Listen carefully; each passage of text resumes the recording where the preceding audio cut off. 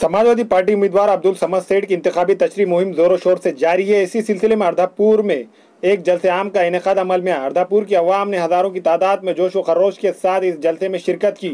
शह नशीन पर उम्मीदवार अब्दुल समद सेठ के अलावा रियासती कारगुजार सदर सैयद मोइन, मोहम्मद सिकंदर मौलाना, जिला सदर अल्ताफ सर, मोहसिन सुनार व दीगर जिम्मेदारान मौजूद थे।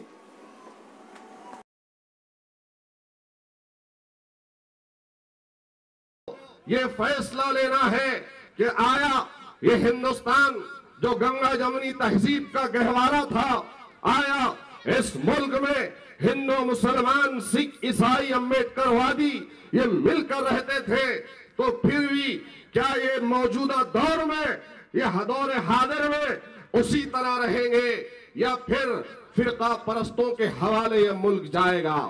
आज पूरी निगाहें हिंदुस्तान के स्कॉलर्स की, आज तमाम सेकुलर जहन रखने वाले, चाहे हिंदू हो के मुसलमान हो, किसी जमात से या किसी तबके से उनका ताल्लुक हो, हर एक की नजर में हिंदुस्तान के पार्लिमानी इंतखाबात है। वो देख रहे हैं कि हिंदुस्तान की अवाम 2014 की तरह झूठे वादों की तरफ जाती है या फिरका परस्ती के बोल की तरफ जाती है, या फिर हिंदुस्तान में जो आज हिंदुत्व की लहर चलते हुए संविधान के पराग उड़ाए जा रहे हैं तो उसकी तरफ जाएगी, या फिर हिंदुस्तान की जनता तीसरा विकल्प ढूंढेगी, या फिर हिंदुस्तान की जनता फिर से 60 और 70 बरस से जो धोखे में रखते आए हैं, जो कभी मुसलमानों को, कभी दलितों को, कभी क्रिश्चियनों को झूठे वादे किए और फिर उनके साथ में नाइंसाफी हुई। कभी हमसे वादा किया गया कि तुमको रिजर्वेशन देंगे, कभी हमसे वादा किया गया कि बेकसूरों के लिए आवाज उठाएंगे, कभी हमसे वादा किया गया कि तुमको स्कॉलरशिप देकर एजुकेशन में, तालीमी मैदान में तुमको आगे बढ़ाया जाएगा, तो कभी हमसे वादा किया गया कि कच्चे मकान के बदले में तुमको पक्के मकान दिए जाएंगे, तो कभी हमसे वादा किया गया कि मौजूदों की तनख्वाह दी जाएगी, कभी हमसे रियासतों में जब तक इलेक्शन थे तो हमसे वादा किया गया था कि मुसलमानों आओ कांग्रेस का साथ दो, कांग्रेस तुम्हारी हमरवा है, कांग्रेस तुम्हारी खैर ख्वाह है, कांग्रेस मुसलमानों को अपना मकाम दिलाएगी, कांग्रेस मुसलमानों की इबादत गाहों की हिफाजत करेगी। तो दलितों से भी वादा किया गया, दलितों से वादा किया गया, अम्बेडकरवादियों से वादा किया गया कि तुम्हारी संविधान की रक्षा हम करेंगे, डॉक्टर बाबा साहेब अम्बेडकर के संविधान को हम बचाएंगे। तो कभी दलितों से वादा किया गया कि जो एट्रोसिटीज है उसको खैम और दायम रखा जाएगा, तो कभी दलितों से, अम्बेडकरवादियों से वादा किया गया कि जो छूत छात का निजाम है उसको खत्म कर कर तुमको इस धरती पर, तुमको इस शहर में, तुमको हिंदुस्तान की जमीन पर अव्वल दर्जे का शहरी बनाया जाएगा। आप बतलाइए कि एक तरफ भारतीय जनता पार्टी, नरेंद्र मोदी, बीजेपी के लोग हैं जिनकी जबानें जब खुलती है तो कभी मुसलमानों के खिलाफ में खुलती है, जिनकी जबानें जब खुलती है तो हमारे दीनी दरसगाहों, मदारिस दीनिया के खिलाफ में खुलती है। जब इनकी जबानें खुलती है तो गाय के नाम पर इनकी जबानें खुलती है, जब इनकी जबानें खुलती है तो टोपी, दाढ़ी और शरीयत और इस्लाम में मदाखलत के खिलाफ में खुलती है, जब इनकी जबानें खुलती है तो हिजाब के नाम पर जबानें खुलती है। बहरहाल मेरे भाई, हिंदुस्तान देख रहा है कि आज किसी भी टीवी चैनल को खोल कर देखें तो वहां पर डिबेट होता है, तो उस डिबेट में सबसे बड़ा मसला अगर कोई होता है तो मुसलमानों का होता है। आप बतलाइए कि बाबरी मस्जिद की शहादत, उस वक्त आपके वालिद का रोल क्या था? जब नांदेड़ के 4 बच्चों को उठाकर इनाम रेकेस ने उठाकर ले गए तो आपकी आवाज खामोश क्यों थी?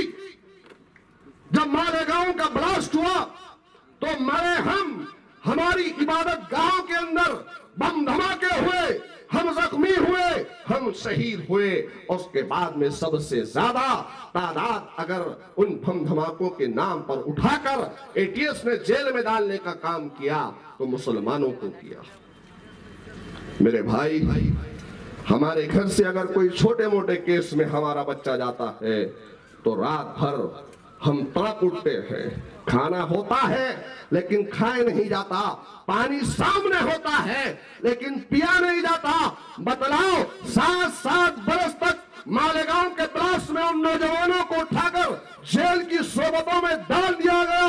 वो गरीब बच्चियां जो शादीशुदा थी, बेवा की तरह जिंदगी गुजार रही थी। वो बच्चे जिनका बाप जेल में था, यतीमों की तरह जिंदगी गुजार रहे थे। वो नौजवान बच्चों का बाप जाता है और उस बाप का बेटा अगर चला जाता है तो बूढ़े बाप पर क्या गुजरी होगी। लेकिन मेरे भाई, अब इलेक्शन का मौका है तो फिर मुसलमानों के सामने आकर भीख मांगा जा रहा है, डर दिखाया जा रहा है भारतीय जनता पार्टी का। तो मुझे बतलाइए कि आज अर्दापुर के गयूर मुसलमानों, क्या तुमसे वादा नहीं किया गया था खबरस्तान की बाउंड्री के काम का? क्या तुमसे इलेक्शन में वादा नहीं किया गया था कि हम आने के बाद रमई योजना, खरकुल की जो योजना है उसको कंप्लीट करेंगे? क्या है यहां के अर्दापुर के अवाम से वादा नहीं किया गया कि यहां पर एक फंक्शन हॉल, शादी खाना बनाएंगे? क्या अर्दापुर की अवाम से वादा नहीं किया गया कि आपके लिए लाइब्रेरी और ओपीडी, यहां पर एक अस्पताल को कायम करेंगे? कुछ नहीं करते। रोजगार के नाम पर यहां पर शुगर फैक्ट्री कायम की गई।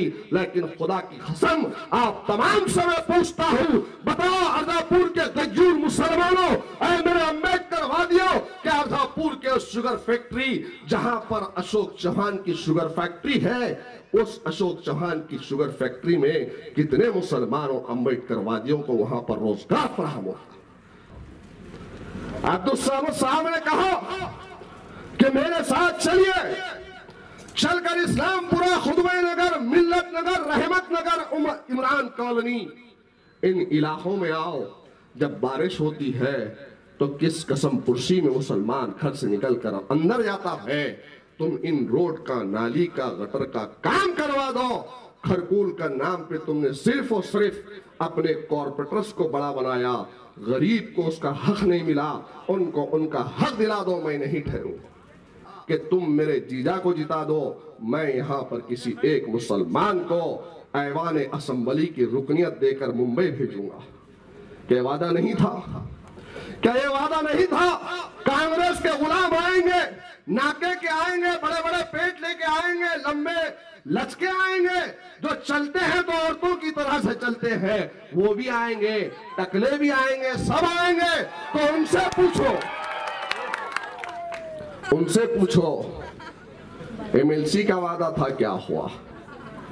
एमएलए का वादा था, क्या हुआ? अरे थोड़ी बहुत रहम लेकर कौम का सौदा करते हैं, कौम के सौदागरों। मेरा तुमसे सवाल है कि तुमने तो मुसलमानों की क़ियादत को खत्म करने का दम भरा है, लेकिन इंशाअल्लाह ताला सैयद मोइन के जिस्म में जब तक सांस में सांस बाकी है, इस फिरका परस्त के खिलाफ लड़ूंगा। और जवान, तू भी सुन ले, जब तक तू जिंदा है या मैं जिंदा हूं, इंशाअल्लाह ताला मुसलमानों के सामने तुझे झुका के रहूंगा। हमारे यहाँ मुख्तलिफ कंपनियों के इलेक्ट्रॉनिक्स और प्लास्टिक के तमाम सामान और फर्नीचर दस्तियाब है। एक मरतबा तशरीफ लाकर खिदमत का मौका दे। Proprietor Hafiz Madarullah Baig, Adar Baig, Albarkat home appliances, furniture and electronics, टायरबोर्ड, दिगलू नाका, Nanded. Nanded Urdu news YouTube channel को सब्सक्राइब जरूर करें और बेल आइकन को क्लिक करें। बेल आइकन को क्लिक करने से होगा ये कि आपको लेटेस्ट न्यूज़ अपडेट की नोटिफिकेशन मिलती रहती है।